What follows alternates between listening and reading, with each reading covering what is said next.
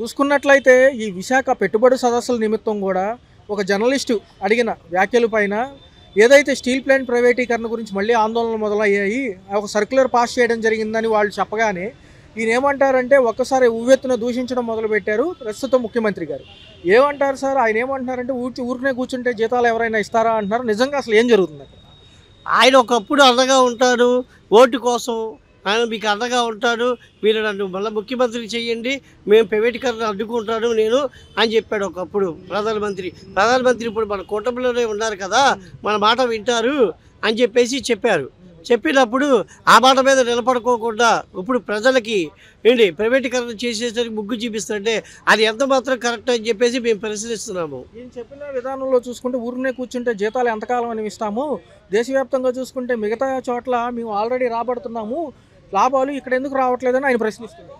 అంటే పెట్టుబడి ప్రభుత్వం ఇవ్వాలి కదా, ప్రభుత్వం ఇచ్చినప్పుడు మీరు ప్రభుత్వం పెడతా ఊరికనే కూర్చోరు కదా, మీరు పెట్టాలి, మీరు వర్క్ చేయించుకోవాలి, మీరు అందరూ చేయించుకోవాలి. అందుకే అంత మాత్రాన నువ్వు ప్రైవేటీకరణ చూపిస్తే 2,000 కోట్ల రూపాయలు మీరు పెట్టాలి కానీ 12,000 రూపాయల కోట్లు ఇచ్చిందని మీరు చెప్తున్నారు.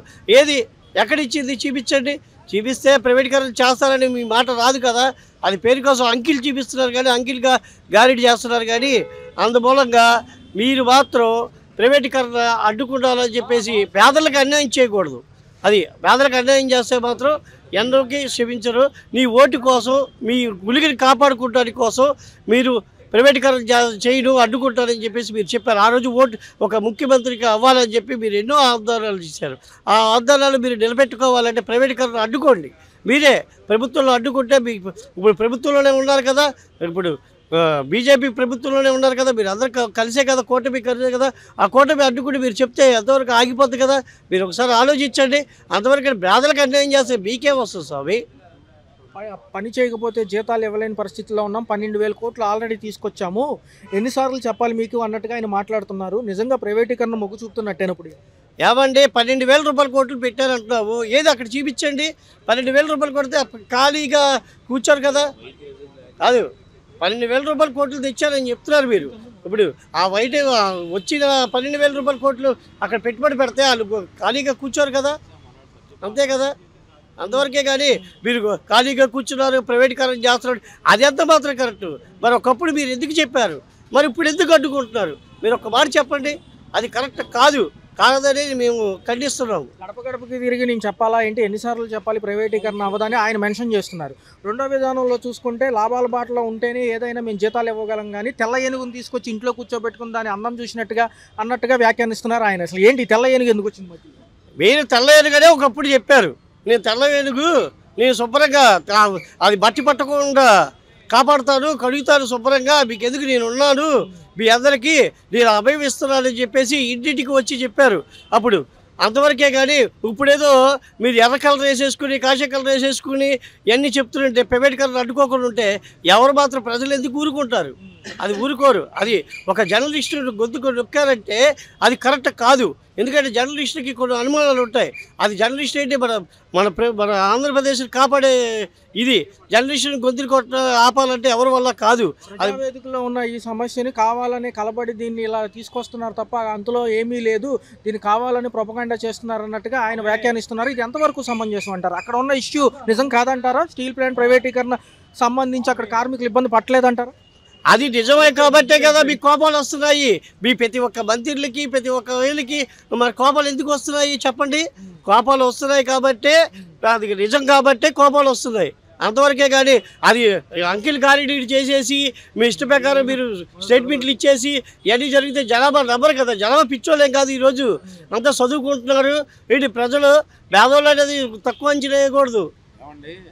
వైసీపీ ప్రభుత్వం కావాలని పదవుతుందని అంటున్నారు, నిజమేనా?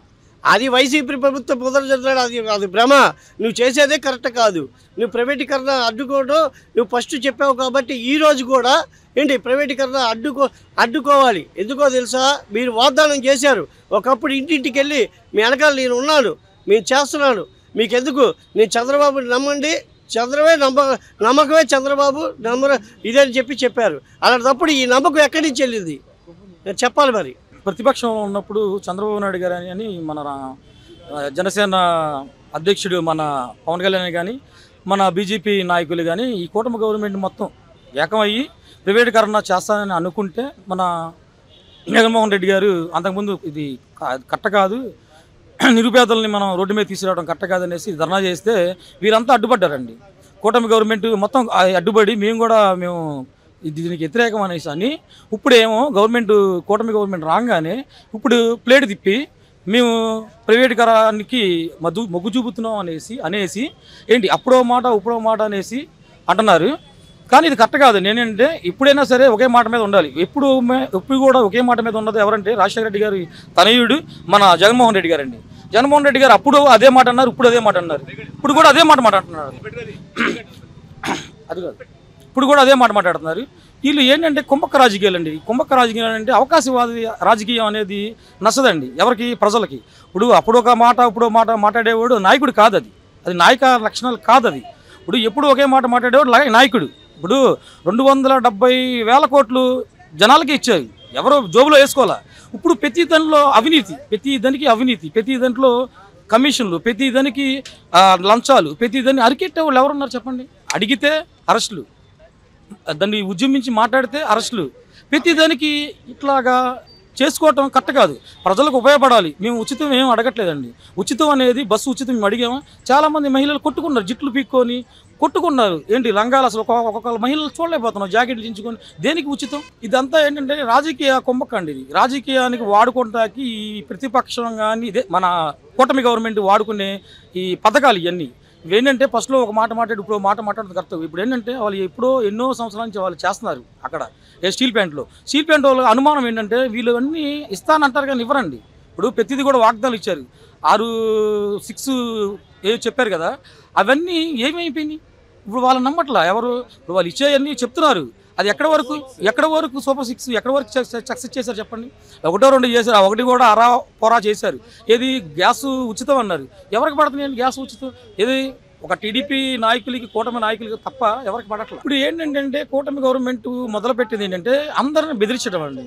ఇది జర్నలిస్టులు కూడా ఎందుకు మన కోసం భయపడరు, వీళ్ళు ఎందుకు తొక్కకూడదు అనేసి బెదిరియటం తప్ప వాళ్ళు నిజాలు రాస్తున్నారు.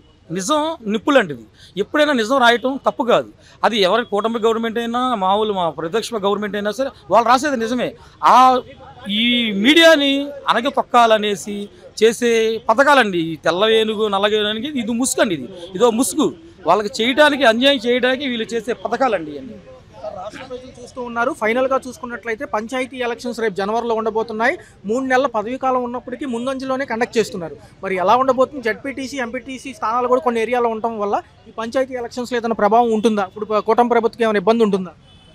ఈ కూటమి గవర్నమెంట్ ఎలక్షన్లకి భయపడుతుందండి. భయపడటం అంటే మామూలు భయపడట్లా.